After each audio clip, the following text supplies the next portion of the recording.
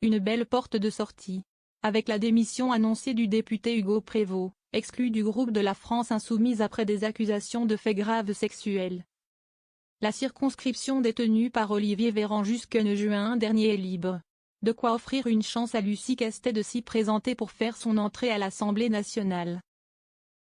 Si elle a envie d'aller au contact des Français, je dis pourquoi pas? Elle est courageuse si elle y va.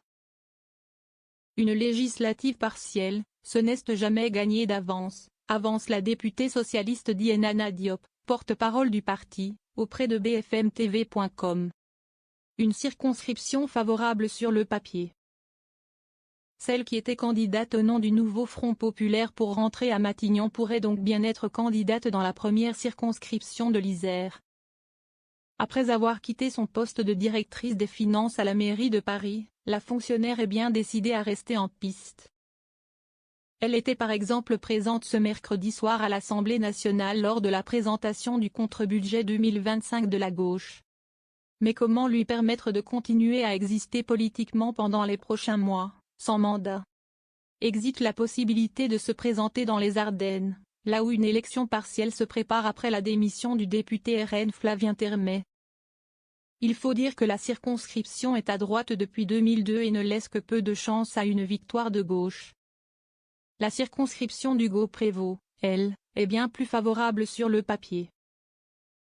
Détenue par la France Insoumise dans le cadre de l'accord passé à gauche en juin dernier, cette circonscription a longtemps été dans le giron de la gauche avant de tomber dans l'escarcelle de la Macronie. Pas encore ouvert la réflexion interne. Quant à la dernière présidentielle, Jean-Luc Mélenchon a recueilli 38% des voix à Grenoble, l'une des communes de la circonscription. Autant dire que Lucie Castet pourrait s'y présenter dans des circonstances favorables.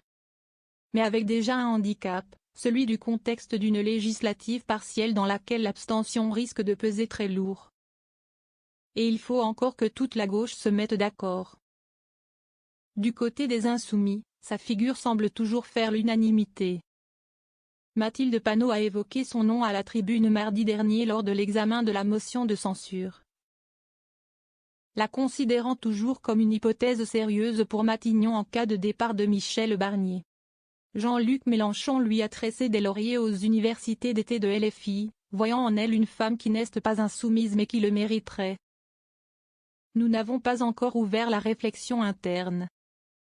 Nous attendons que la démission annoncée d'Hugo Prévost soit effective et bien envoyée à l'Assemblée nationale, indique de son côté la direction du parti.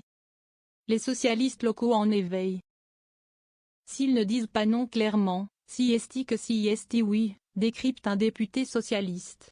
Mais au sein du parti à la rose, l'enthousiasme est moins palpable.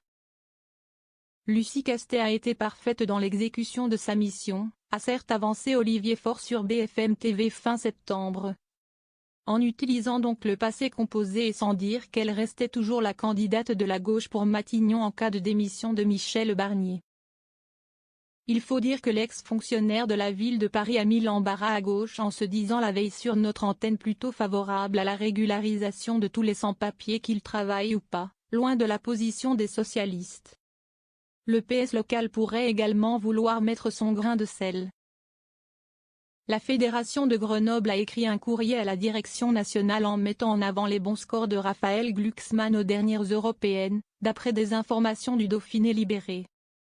À date, la question ne se pose pas pour elle.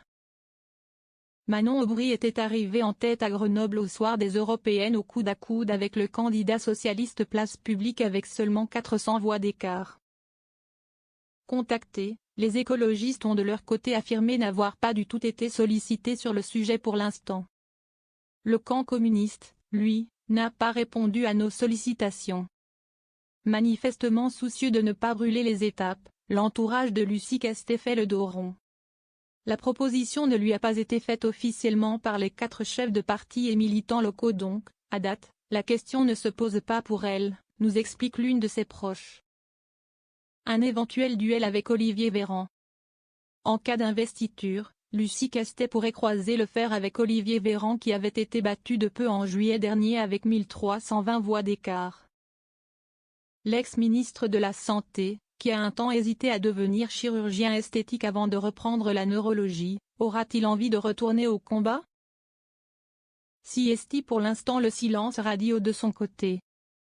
L'ancienne députée Émilie Chalas, candidate au municipal à Grenoble en 2020, élue dans une circonscription voisine avant de se désister au second tour, pourrait également vouloir retenter sa chance. Même topo pour son ancien collègue Jean-Charles Collaroy.